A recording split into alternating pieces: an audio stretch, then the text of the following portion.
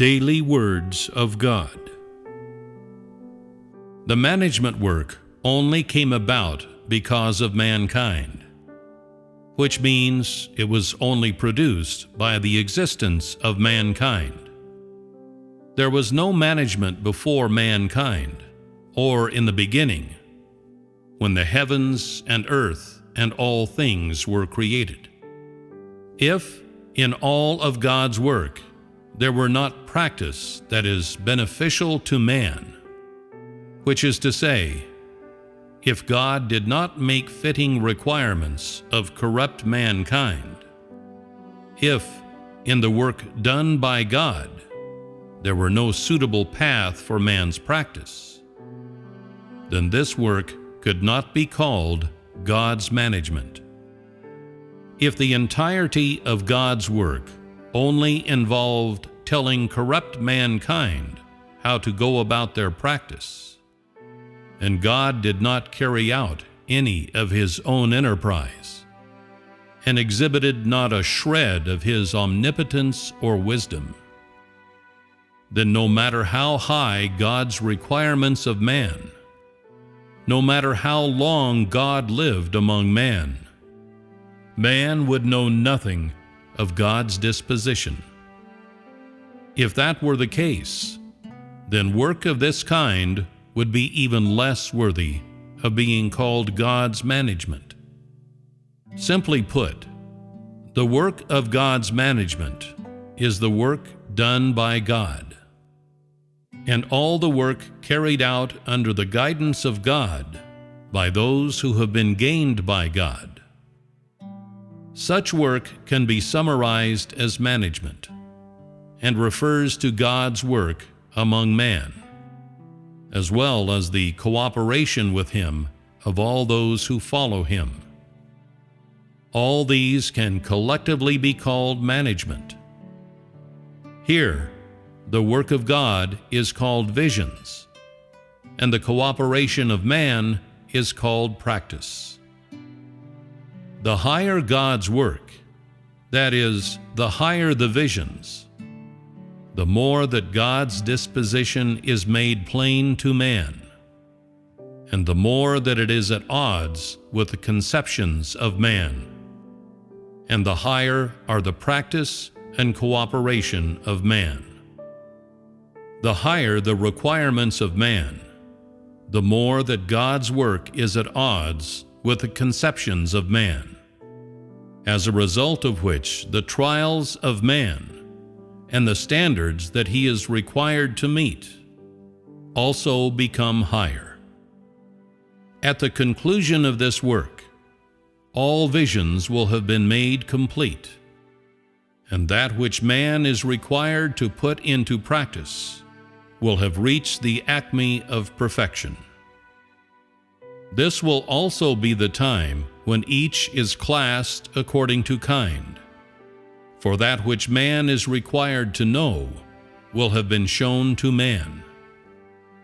So, when the visions reach their apogee, the work will accordingly approach its end, and man's practice will have also reached its zenith.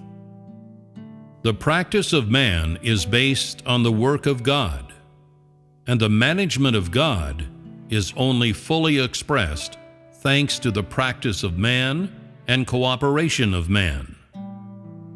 Man is the showpiece of God's work, and the object of the work of all of God's management, and also the product of God's entire management. If God worked alone, without the cooperation of man, then there would be nothing that could serve as the crystallization of His entire work, and in this way, there would not be the slightest significance to God's management. Only by choosing a fitting object that is outside of God's work, and which can express this work and prove its omnipotence and wisdom, is it possible to achieve the aim of God's management, and achieve the aim of using all of this work to completely defeat Satan. And so, man is an indispensable part of the work of God's management. And man is the only one that can make God's management bear fruit and achieve its ultimate aim. Apart from man, no other life form can undertake such a role. If man is to become the true crystallization of the management work, then the disobedience of corrupt mankind must be entirely dispelled.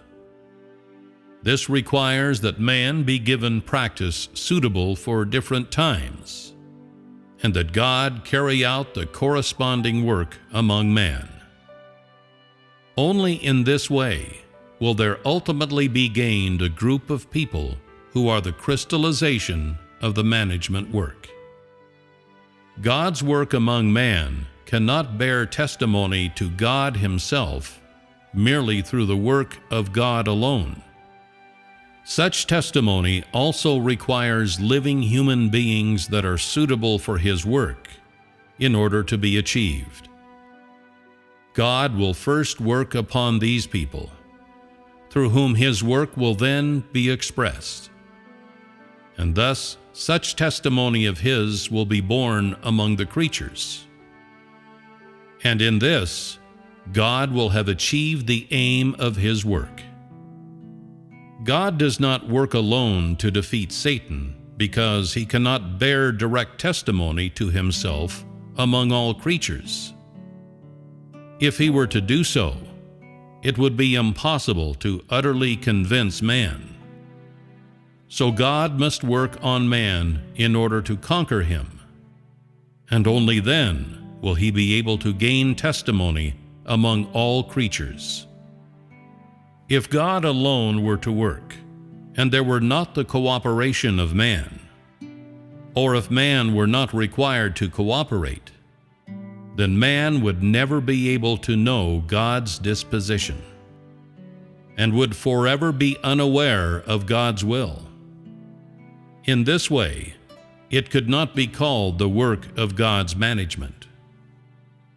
If only man himself were to strive and seek and work hard, but he did not understand the work of God, then man would be playing pranks. Without the work of the Holy Spirit, that which man does is of Satan. He is rebellious and an evildoer. Satan is exhibited in all that is done by corrupt mankind, and there is nothing that is compatible with God, and all are the manifestation of Satan. Nothing in all that has been spoken of is exclusive of visions and practice. Upon the foundation of visions, man finds practice. He finds the path of obedience, so that he may put aside his conceptions and gain those things that he has not possessed in the past. God requires that man cooperate with him, that man completely submit to his requirements, and man asks to behold the work done by God himself, to experience the almighty power of God, and to know God's disposition. These, in summary, are the management of God. God's union with man is the management, and the greatest management.